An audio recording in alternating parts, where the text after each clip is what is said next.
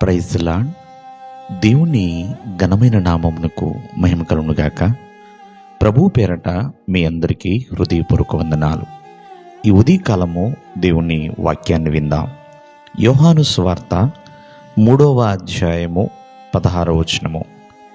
దేవుడు లోకమును ఎంతో ప్రేమించెను, కాగా ఆయన తన అద్వితీయ కుమారునిగా పుట్టిన వానియందు విశ్వాసముంచు ప్రతివాడును నశింపక నిత్యజీవము పొందునట్లు ఆయనను అనుగ్రహించెను. ప్రియులారా, ఆ యేసుక్రీస్తు వారు మన కొరకు అనుగ్రహించబడ్డారు.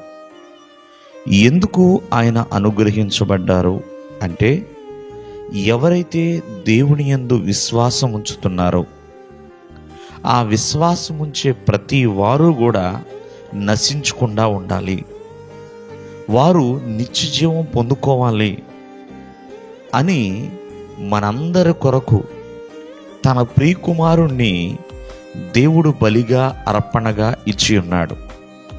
అంటే దేవుడు లోకమును ప్రేమించాడు కాబట్టి ఆ లోకములో ఉన్న ప్రజలందరికీ కూడా, ఈ భూమి మీద ఎంతమంది ప్రజలైతే ఉన్నారో ఆ ప్రజలందరి కొరకు యేసుక్రీస్తు వారు అనుగ్రహించబడ్డారు. ఇది దేవుడు ప్రేమతో చేసిన కార్యమండి. ప్రియమైన వాళ్ళరా, మనందరి కొరకు దేవుడు ప్రేమతో చేసిన గొప్ప కార్యము. కాబట్టి దేవుని ప్రేమను తెలుసుకోవాలి. ఈ లోకములో నశించిపోయే వారిగా ఉండకుండా మరి నిత్య జీవాన్ని పొందుకునే వారిగా ఉండాలి.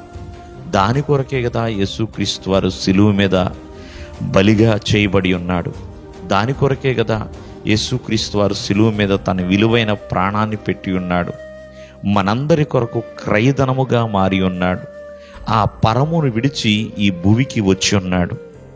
కావున ప్రతి ఒక్కరూ కూడా నిత్య జీవాన్ని కలిగి ఉండాలి. ఎల్లప్పుడూ కూడా ఆయన బిడలుగా జీవించాలి. ఇది దేవుడు మన కొరకు చేసిన గొప్ప కార్యమండి. మనల్ని ప్రేమించాడు కాబట్టి ఇంత ఘనమైన కార్యమును చేయగలిగి ఉన్నాడు. కాబట్టి దేవుని ప్రేమను అర్థం చేసుకోవాలి, దేవుని ప్రేమను పొందుకోవాలి. ప్రతి ఒక్కరు కూడా ఆ ప్రేమలో నిలిచిన వారిగా ఉండాలి. కావున దేవుడు మన కొరకు తన ప్రియకుమారుణ్ణి కానుకగా ఇచ్చేసాడండి. కాబట్టి ఎంతో ప్రేమిస్తేనే అది చేయగలుగుతారు. దేవుని ప్రేమను ఇంకా తెలియకుండా ఉంటే నేడైనా సరే దేవుని ప్రేమను గుర్తెరుగు. దేవుడు మిమ్మల్ని ఆశీర్వదించునుగాక. ఆమేన్.